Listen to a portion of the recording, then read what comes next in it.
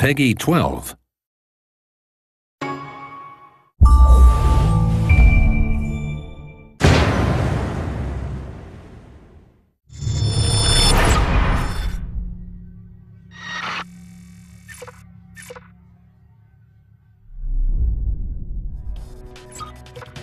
Hello, I'm Julian Gollop. Welcome to the Ghost Recon Shadow Wars gameplay video 1. I'm going to take you through one of the missions later in the game. We've got two ghosts in this mission. First one is Banshee. She's a Recon class. And we've got Duke, who's a Commando class.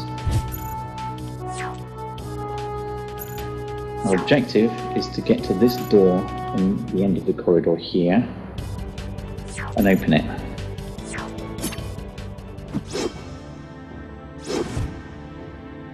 Okay, if we look around, we'll see some enemies above us, some to the left, and there are some below. Fortunately, our guys are armed with some pretty heavy weapons. It's a turn-based game, so I'm going to select Banshee here. I'm going to move her up to attack some enemies on the left. The green squares indicate all the positions that I can actually shoot from, so I'm going to move to this position. Select attack for a choice of two targets, this one or this one. The bar above the enemy's head indicates possible damage. Red is certain damage, and the orange part is possible damage, and the green part is what he's going to be left with. So let's select attack and see what happens. Okay, he's taken 12 hit points damage, he's half dead. Banshee has finished moving, so I'm going to move over and select Duke. Again, the green squares show where I can attack from. I'm going to bring Duke up near to Banshee. Select attack. Now, if I select this target, there's a possibility that I'm going to kill him. The orange part of the bar above the enemy's head indicates possible damage, so he may stay alive. This guy I don't stand a chance of killing.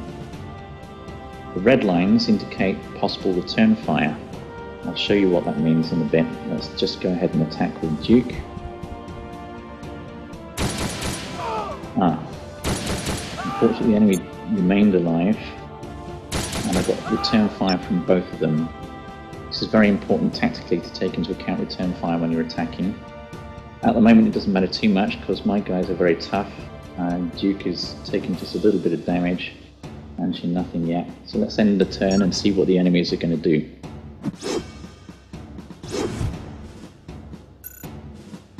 Okay, it looks like they've noticed us. A couple of enemy assault troops moving up next to the turrets.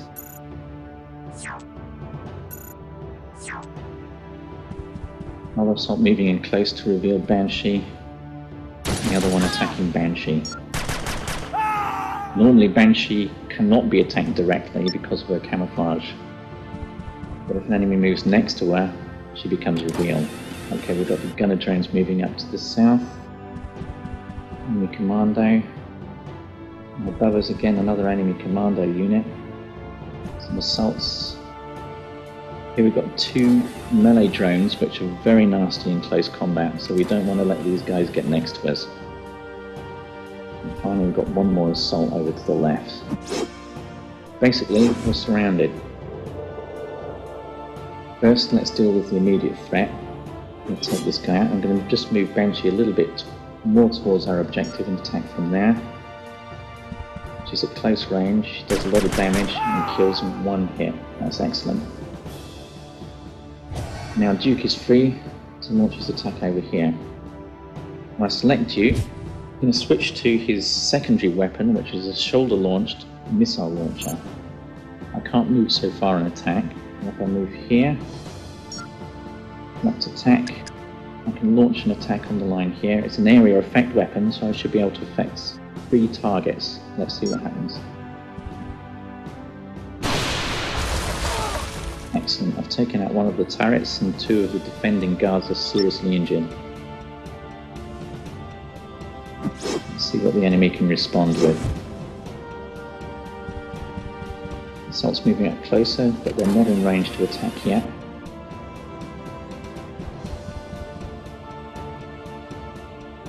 But here we've got an enemy commando unit also equipped with missiles, and he manages to get us.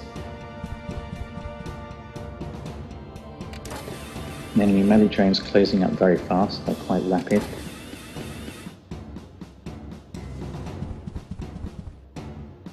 So now I've got to be careful.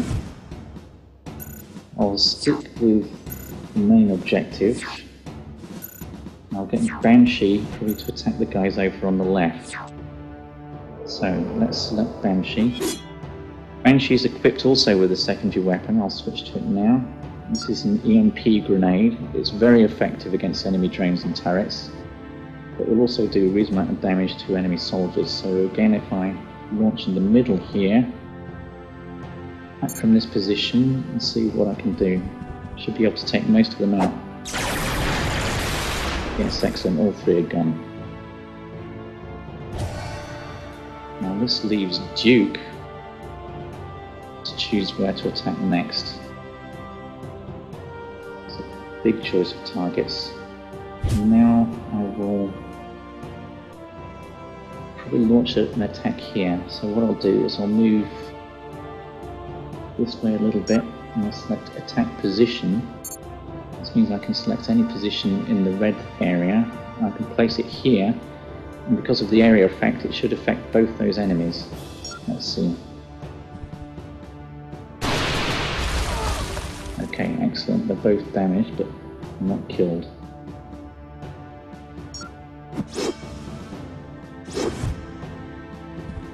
Finally, an enemy assault's got up onto the main passage. We'll exchange a fire there. Gunner drone, which is quite nasty, is approaching rapidly. Another enemy commando with a missile launcher. Meanwhile, the enemy commando is still launching missiles at us. Duke is under really heavy attack here. We don't want these melee drones to get next to us, so somehow we're going to have to deal with them.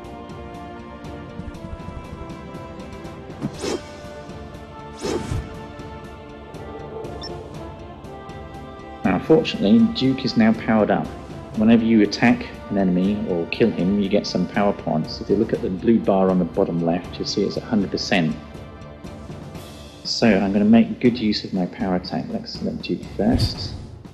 I'm going to launch the power attack into the middle of these guys here. If you move the camera a little bit, you can see they're reasonably well bunched up.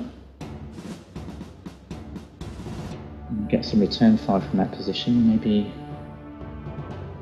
I can move here, I won't get any return fire. Now I'm going to select Wide Impact, which is Duke's power attack. This immediately extends the area of effect, and it will also do more damage, so I should be able to do quite a lot here. Let's see. So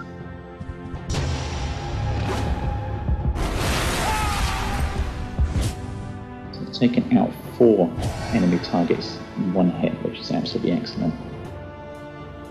Okay, Banshee is now clear to get to the door. So let's get up towards the door here and let's see what happens.